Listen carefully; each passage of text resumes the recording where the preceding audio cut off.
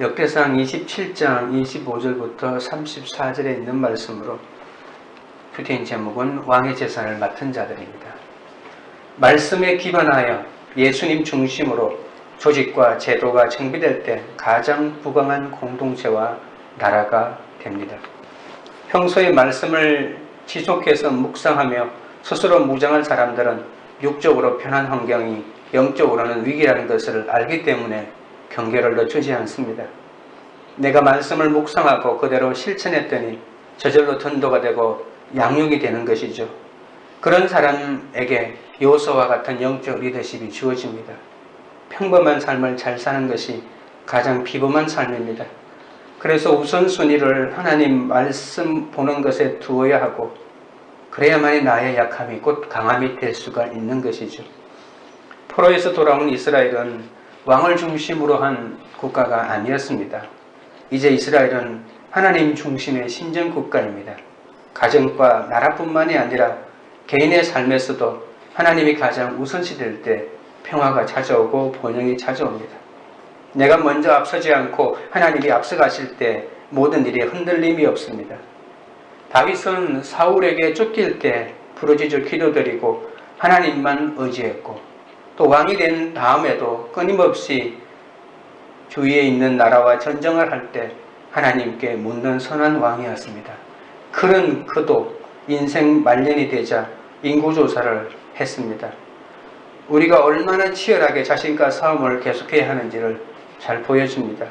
오늘 승리해도 내일 넘어질 수 있는 것이 인생이기 때문에 선줄로 생각하는 자는 넘어질까 조심하라는 말씀처럼 우리 마음판에 이 말씀을 새기고 끊임없이 자신과 싸워야 합니다. 천국 가는 그날까지 늘 묻고 기도하고 회개하는 것만이 이 치열한 영적 전쟁에서 승리하는 유일한 길이지 않습니까? 오늘은 다윗 왕의 재산을 맡은 자들을 소개합니다. 첫째로 다윗 왕의 조직 구성입니다. 25절입니다.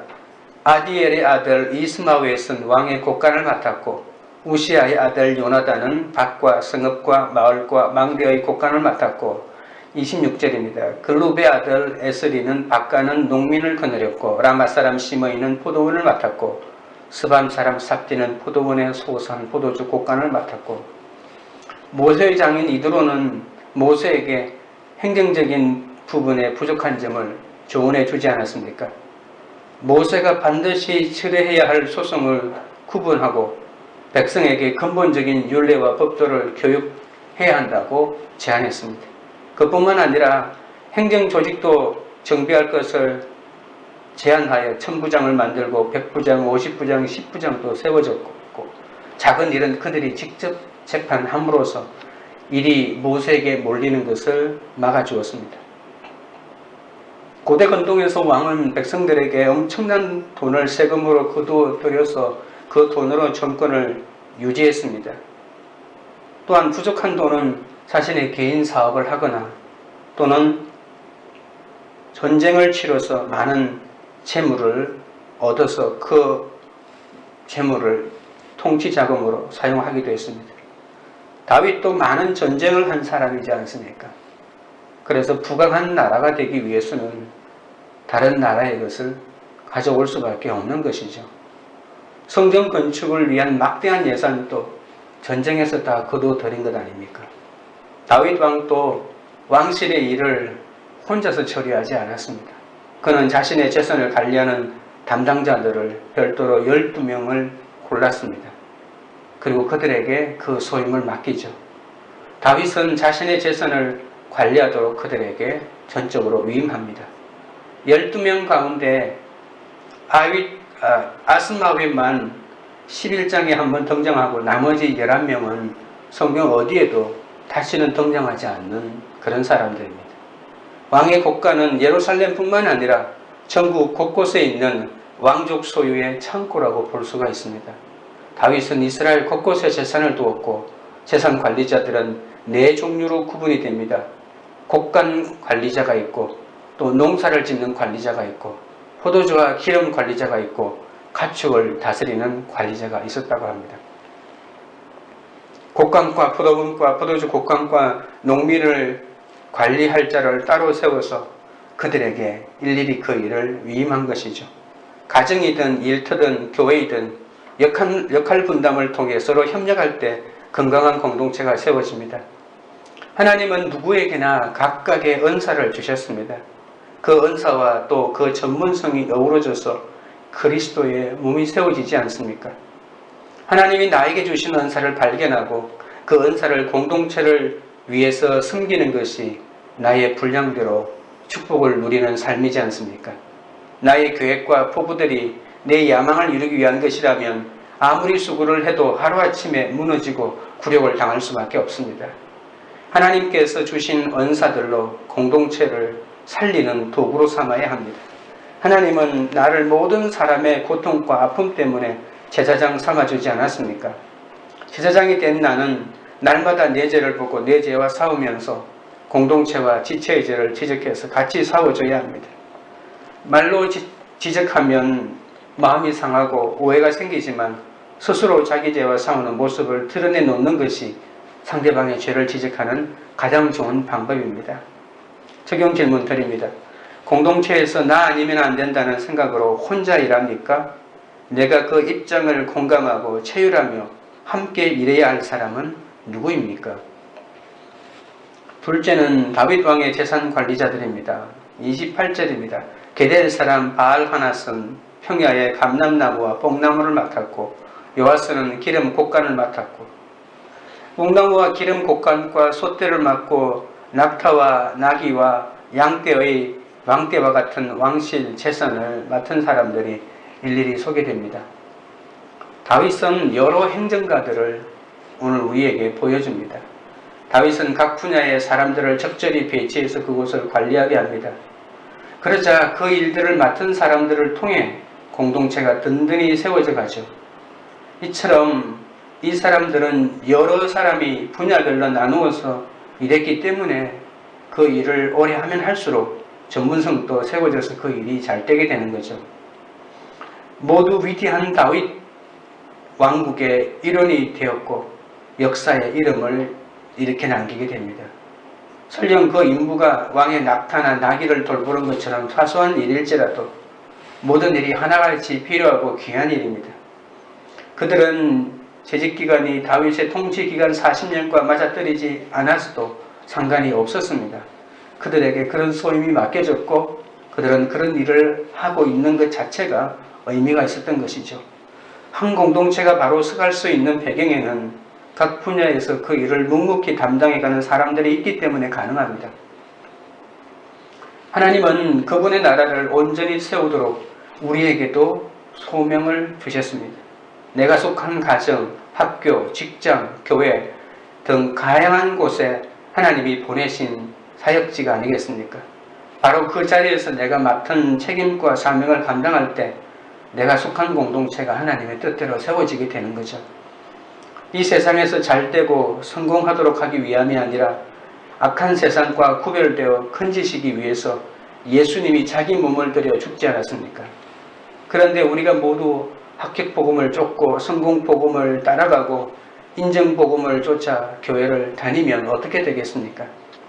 하나님의 곡간 열쇠는 곧 힘든 사건입니다. 힘든 사건이 없이 하나님의 곡간 안에 들어올 수가 없으니까요. 고난을 당한 사람이 비로소 그 고난을 말씀으로 해석하고 기도하다가 결국은 그 곡간 열쇠를 가지고 곡간의 문을 열게 되는 거죠.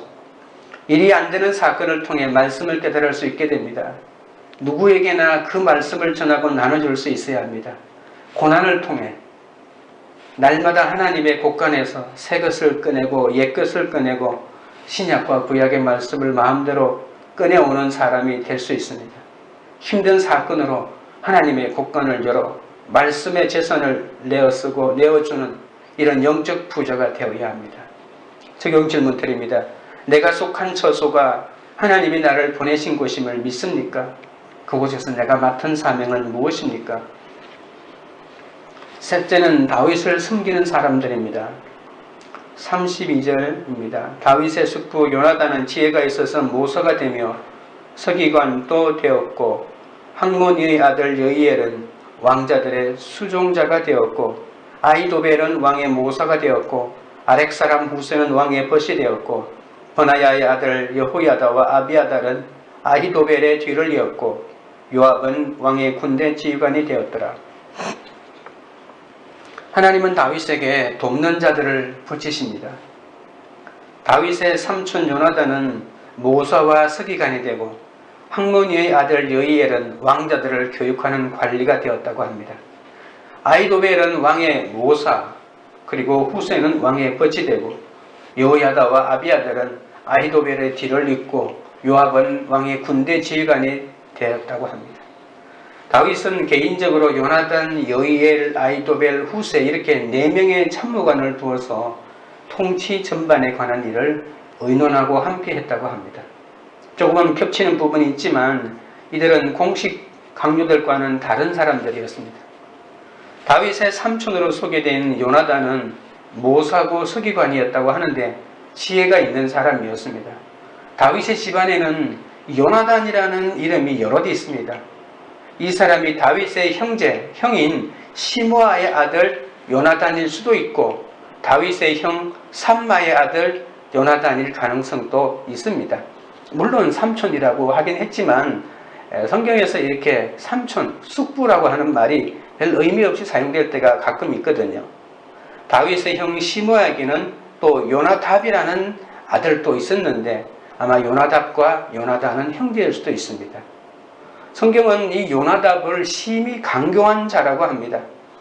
여러분 기억하실지 모르겠지만 암몬이 압살롬의 누이 다말을 동생인데도 짝사랑해서 우라병이 생겼지 않습니까? 그때 이 요나답이라고 하는 사람이 가서 사촌지간이잖아요.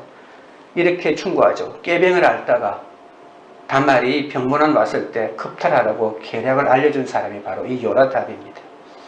같은 형제가 같은 부모로부터 같은 지혜를 물려받았다 하더라도 한 명은 하나님 나라를 위해 사용하고 한 명은 악을 이루는데 사용하기도 하죠.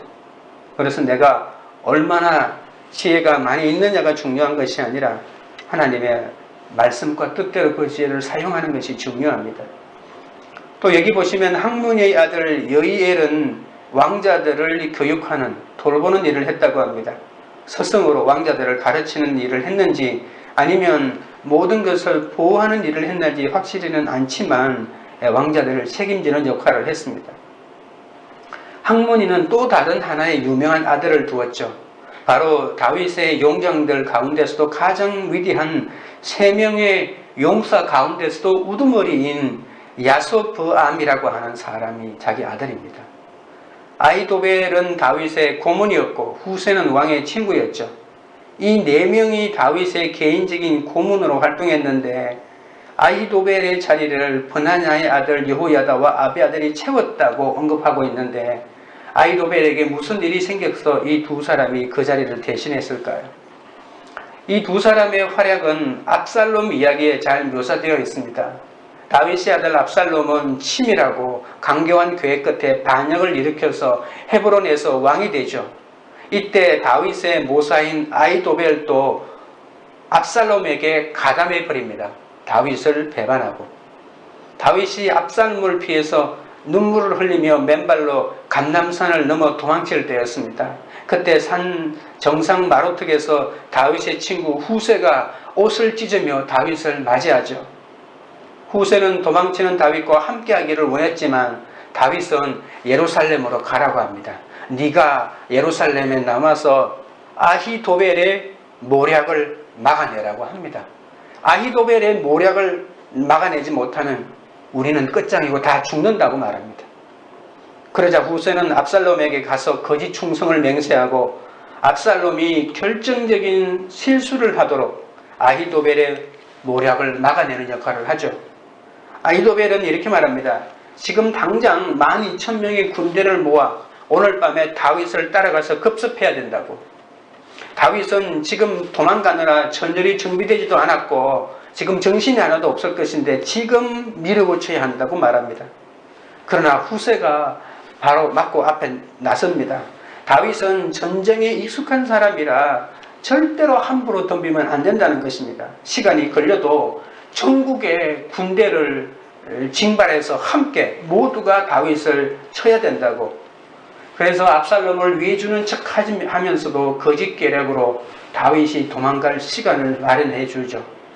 아히도벨은 자신의 계략이 거부되자, 이 사람이 참 특이한 사람 같아요. 자신의 계략이 거부되자 고향으로 돌아가서 스스로 목숨을 끊어 죽고 말죠. 잘못된 선택을 했다면 회개함으로 바른 길로 가면 되지 않습니까? 그러나 가룟 유다가 그러했듯이 아히도벨은 자신의 목숨을 끊을 용기는 있어도 회개하고 돌아올 믿음은 없었습니다. 택함받은 성도는 후회로 자기 삶을 후회하지 말고 허비하지 말고 회개로 주님 앞에 나가야 합니다. 마지막에 요압의 이름을 더한 것은 7명의 수를 맞추기 위해서입니다. 다윗 주변 인물 가운데 가장 중요한 사람들이 바로 이 7사람들이었습니다. 현명한 통치자는 주변에 좋은 자들을 두어서 함께 일해야 합니다. 또 자신에게 항상 좋은 말만 하는 사람이 아니라 직언을 할 수 있게 해야 하고 자신은 그 직언에 귀담아 들을 줄 알아야 좋은 정치를 펼 수 있는 것이죠. 아무리 훌륭하고 유능한 사람이라도 혼자서 모든 일을 판단하고 결정할 수는 없습니다. 혼자 할 수 있는 일 같아도 주변 사람들의 도움을 받고 때로는 그들의 조언도 경청하며 함께 가야 합니다. 이처럼 지도자는 독단적으로 모든 것을 판단하거나 해결하려고 하지 않고 주위 사람들의 지혜를 모아 하나님의 가장 선한 것을 택할 줄 아는 분별력이 있어야 합니다. 여러분에게도 그런 분별력이 있기를 주님의 이름으로 축원합니다. 적용 질문 드립니다. 중요한 문제를 혼자 판단하며 결정합니까? 아니면 함께하는 공동체나 신뢰할 만한 동역자에게 조언을 구하고 그 이야기에 귀를 기울입니까? 기도드리겠습니다.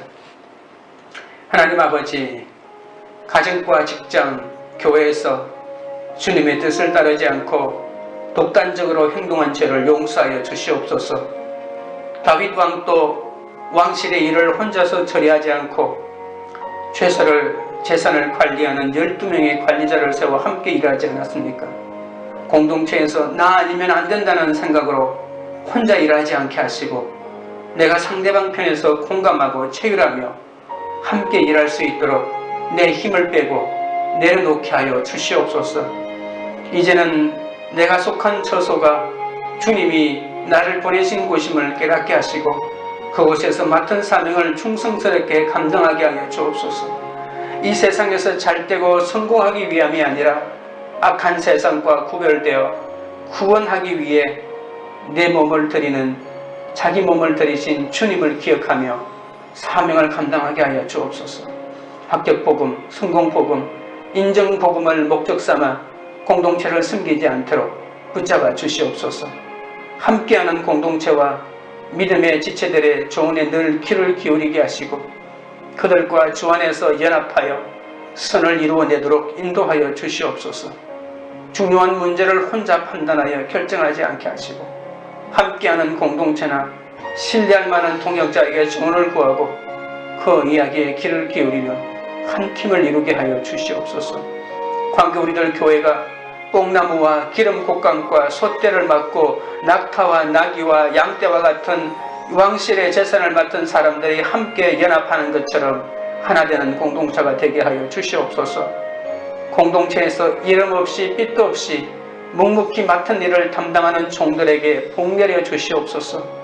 지체의 잘잘못을 따지기 전에 함께 회개하고 재앙마저도 나누어 겪는 그런 공동체가 되게 하여 주옵소서.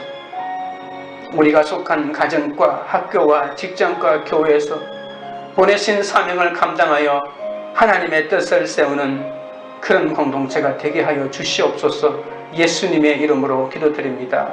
아멘.